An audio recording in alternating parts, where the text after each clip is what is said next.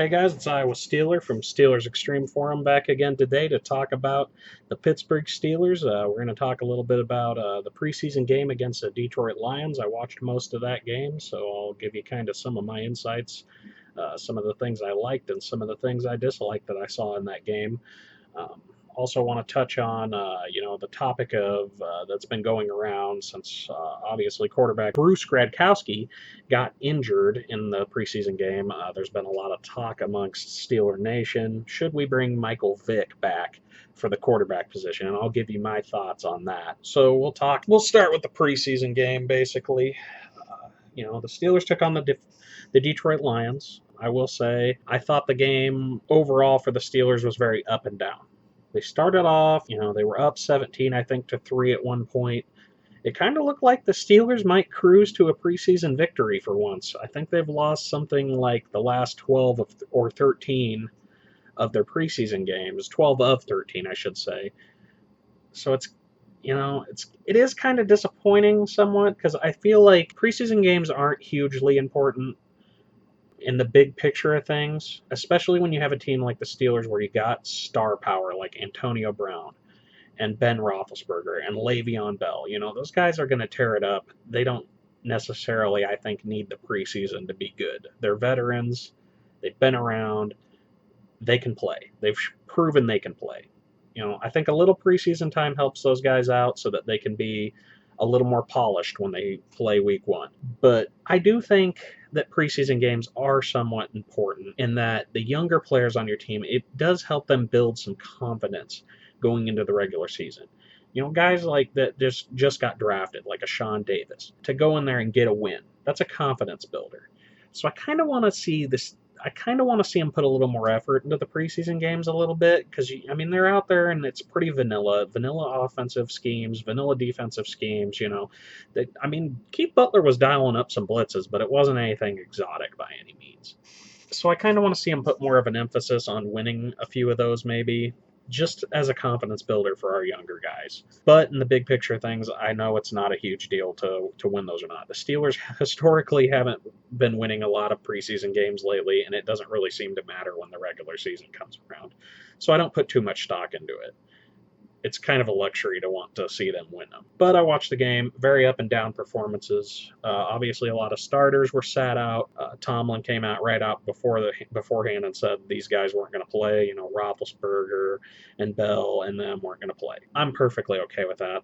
I'm tired of seeing star players get hurt. I do want to see them get at some point in the preseason. I'm going to guess probably the third game of the preseason they'll probably see like a series or two to play to kind of get the rust off. But I'm okay with them sitting out the first game because the last thing we need is guys getting hurt. We have some guys that kind of have an injury history. Le'Veon Bell, Marquise Pouncey, even though Le'Veon Bell's injuries weren't exactly accidental in my opinion. But overall, the game it was not great. They could have been much better. They were very up and down. The tackling on the defensive side of the ball, especially later in the game as some of the third string guys came in. I think the backup quarterback for the Lions, Jake Rudock, a guy who I'm obviously familiar with from when he was with my Hawkeyes, and I'm not a big fan of, he had a pathetically easy touchdown pass. It was just like a wide receiver screen, and nobody was there. And he just basically just waltzed in the end zone. Nobody was there when he caught the ball. They went over and all, I think he got through like 4 or 5 tackles. It was ridiculous. It was like something you'd see in a cartoon or like a movie. It's like, how are this many guys that are supposed to be professional football players missing tackles? I know that had to have been driving Mike Tomlin and Keith Butler just absolutely nuts.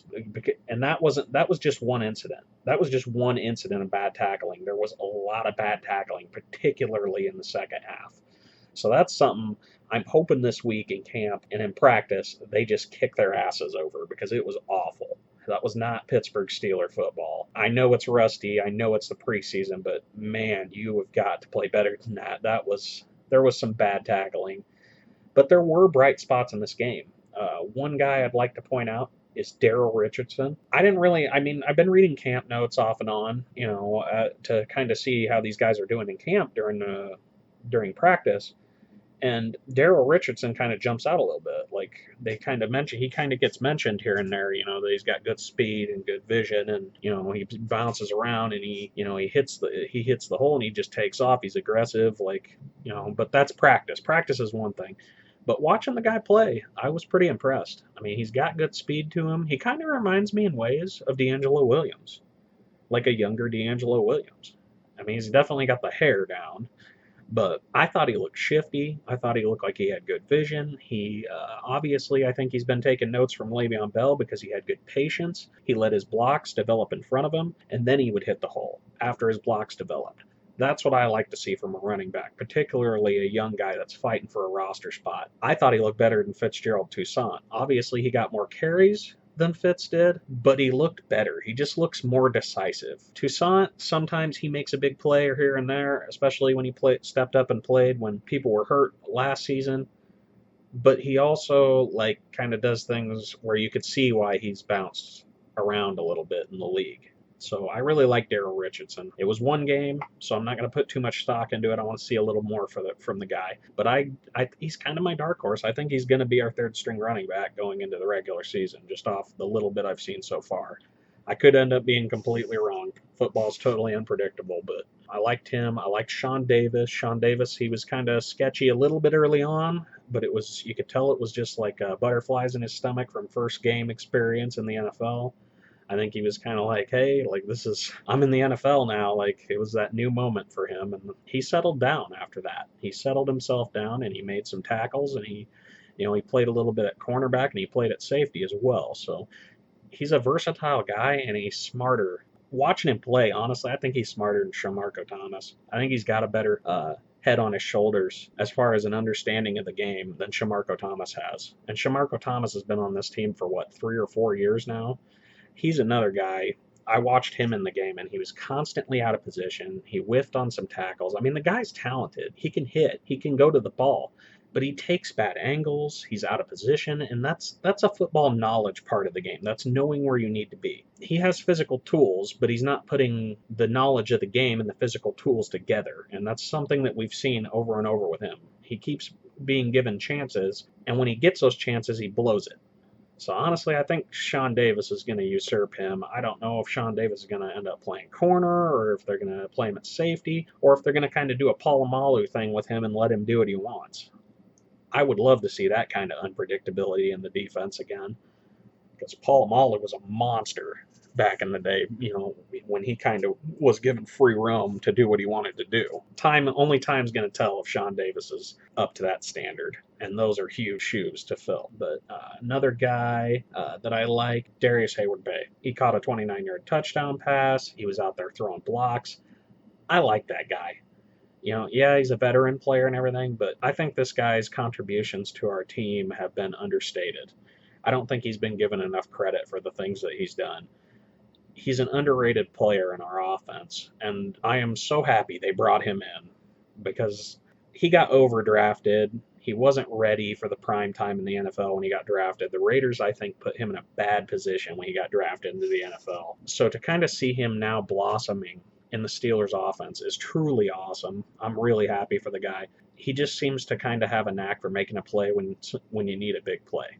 Like he just kind of shows up out of the blue. I really like him. Honestly, I just kind of hope Darius Hayward-Bay has a huge season this year. I hope he just turns out to be a big surprise, especially since Martavis Bryant's out with a suspension for the rest of the season. Other than that, as far as players I noticed that stood out to me, Javon Hargrave, Gravedigger. I like that kid. I think he's going to be really good. He's been drawing some comparisons to Aaron Donald, which is probably high praise at this point. Maybe a little too high. But when you're drawing those kind of comparisons as a rookie and from people who are influential in the league, people who played in the league, that's a good thing. That's never a bad thing. So, but I watched him. I didn't see a ton. I don't think he played a ton in the game. He was kind of in the rotation, but when I saw him, I mean, there was one play in particular that stood out to me where he just took his guy and just whooped him. I mean, he has an arsenal of pass rush moves. He can rip, he can swim, he can Bull rush. His bull rush, I think he needs to work on a little bit. That's going to get better with time in the league and time in the weight room. But this kid has all the potential to be scary good. And everything that I've been hearing about him from camp has been awesome as well. So he is probably my favorite draft pick this season so far. And I think he's going to end up being a starter because we'll move on and talk about the guys who didn't do well, in my opinion. And the first guy that stood out to me was Daniel McCullers, Shade Tree. Daniel McCullers did not look good in this game. He'd have a moment where he'd bull rush some guy, clear back, he'd bully people around with his size. He is hard to move just because he's such a big body. I mean, he holds the point like, you're not going to run it right past that guy. But you just watch him and you can see him sucking wind. You can see him kind of taking plays off. I mean, he doesn't seem like his heart's all in it. Like he's out there like he's hungry to be the starter to me. And for as big as that guy is, he should be better than that. Like he should be able to step up to the plate and just take over and have that be his job. But he just doesn't seem to have his heart in it to me. And that's just my honest opinion from what I've seen from him throughout his career so far. Supposedly he lost some weight in the offseason and that kind of thing, and his conditioning is better. Well, I want to see it. If in some strange world Daniel McCullers listens to this little podcast by some unknown guy from a Steelers forum, I challenge you. I challenge you to step up to the plate and deliver. Everybody expects you to be the second coming of Casey Hampton. You don't have to be that. But you could be better than what I've seen from you so far. So I challenge you, Daniel McCullers. Step up to the plate. Dominate. Other than that, some other guys that didn't perform well, I have to think about this one. I mean, Shamarko Thomas would probably be the absolute top of my list.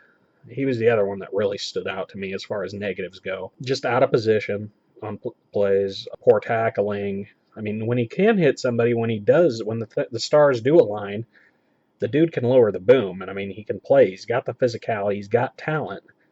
But his head ain't there. He just doesn't have a good head on his shoulders. The guy doesn't seem to have football smarts. So watching him play, I wasn't too impressed with what I saw from Shamarko Thomas, but this is the same old Shamarko Thomas. This is the same guy we saw last season.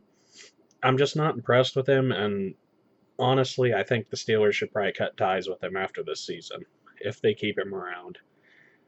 Not only does he not seem to know what he's doing, and he's out of position and stuff, he makes mistakes. I mean, he made mistakes last year when they gave him a shot. I had such high hopes for that kid when they drafted him, so it's just disappointing to, see that he's just not putting things together. Like, it seemed to me in one game I saw more from Sean Davis than I've seen from Shamarko Thomas in his 2 or 3 years in the league so far. So that's that. It was a very up and down game, but it's the first preseason game of the year. Things are going to be rusty, and the team needs to work on its depth. They need to get out to camp. They need to work on the tackling and the hitting. They need to wrap up. They can't be, trying to arm tackle guys. This is the NFL. Everybody's fast. Everybody's good. Arm tackles ain't going to work. You got to wrap your guys up. You got to stick them and get them on the ground. So it was kind of an ugly game at times, but there were some bright spots in there. And I'd like to see more of the starters play to kind of see, what we got this year, particularly the tight end position, because I didn't really notice a whole lot from them in the game, to be honest. It's pretty much Jesse James right now, and guys like Xavier Grimble and David Johnson, and so they didn't really stand out in the game, but I don't think I saw them do anything wrong either, so that's a good thing too. The other topic I wanted to touch on, was Mike Vick. A lot of Steeler Nation is saying that we should bring Mike Vick back. My opinion on that? Hell no. I don't want to see Mike Vick back in Pittsburgh. First of all, I don't want to listen to all the people complain, oh, he killed dogs, oh, he did this. Yes, he did, and he's a terrible human being. I completely agree with you. I don't think he showed really an ounce of remorse for what he did. When I've seen him talk about it, and supposedly apologize for what he did in the past, he never seems to really seem genuinely remorseful to me. I know he's been active in the community trying to go against that and teach kids, that dogfighting is wrong and this and that, and that's all fine and dandy, but he's just never seemed truthfully, genuinely sorry for his actions, in my opinion. But I don't want to hear about that, first of all, because that's a big sticking point for some people, is they think that he shouldn't be on the team just because of that, and that's fine. But I don't want to listen to it all season long. Also, he didn't play well last season. He just didn't seem to fit in Todd Haley's system very well. Michael Vick has never been a pure pocket passer. He's had flashes that make you think that maybe he could do that. But that's just not his game. Mike Vick is Mike Vick. He's at his best when he's out running around and kind of being like Ben Roethlisberger in ways. But his game's a little bit different than Ben's because he's not as big anymore. He doesn't have the size, and he isn't as durable. So he can't get away with extending plays as much as he used to. He can't take the hits. He can't take the punishment like he used to. And he doesn't have the body like Roethlisberger has, the build to take the punishment, at this level in the NFL at this point in his career. So they're asking him to stand in there and go through reads in an offense they barely understood, and he just wasn't good last season. I mean, a lot of people are like, well, he threw that bomb to Marcus Wheaton against the Chargers. Well, that's one play, and Ben helped him draw that up on the sideline. I mean, Marcus Wheaton was pretty wide open on that play. I would like to think anybody that was halfway decent at throwing a football could have made that throw. I mean, he did extend, I think of that last drive, he kind of took over and he did kind of the Mike Vick thing when they let him run and stuff. But he just, the offense was just stagnant with him, and he had no chemistry with Antonio Brown. I mean, when you have the best receiver in the NFL on your team, you got to be able to get him the ball, and it was just Antonio Brown was frustrated with him. Like, he just wasn't good. And you could see that when Landry Jones came in against the Cardinals after Vick got hurt, it was like a night and day difference. Landry Jones understood the offense. He knew what he was doing. And he kind of picked the Cardinals apart because of it. So I don't want to see Mike Vick back in Pittsburgh. That's just my opinion. Some people might disagree with me. I don't think he needs to come back. I don't think it would do anything good for us. He didn't really do anything great for us last season. I just think it'd be a mistake. I think they should just watch the waiver wire, and see what happens after training camp is over and the regular season starts up. See who's available out there on the market. Bring in a veteran guy. I'd rather see Matt Hasselbeck on our team than Mike Vick, because I think he's a smarter player and he's a better pocket passer, and I think he would play better behind our offensive line than Mike Vick does. I know a lot of people don't like him because of the history with the Steelers and Seattle and everything and the Super Bowl, but the guy's a smart player. I mean, he's been a good backup quarterback in this league, and I think, for a year or two he could be all right. There will be other quarterbacks available, and the Steelers are going to turn over every stone to find, what creates the best situation for them. So that's just kind of what I want to talk to you guys about today. So, I hope you guys enjoyed it. If you have any ideas or suggestions as far as this podcast, feel free to let me know. I just kind of want to know what you guys want me to talk about. If you got some ideas in your heads, throw them at me. Hit me up in the comments section here on the Facebook page. Or, come and talk to me on the forum, send me a PM, whatever you got to do. If you guys got free time on your hands and you're not on the forum, I highly suggest joining. It's a great place to get together with the guys on the forums. We got a good group of people over there, good moderators, good admins. It's a tight-knit little group of guys that just love Steelers football. So if you got a little bit of free time on your hands, head on over and register. It's free, www.steelersxtreme.com, and that is with an X, no E in the front. So steelersxtreme.com. It is not just another football forum. I hope you guys enjoyed listening to the podcast today. Have a good day, and thank you for listening.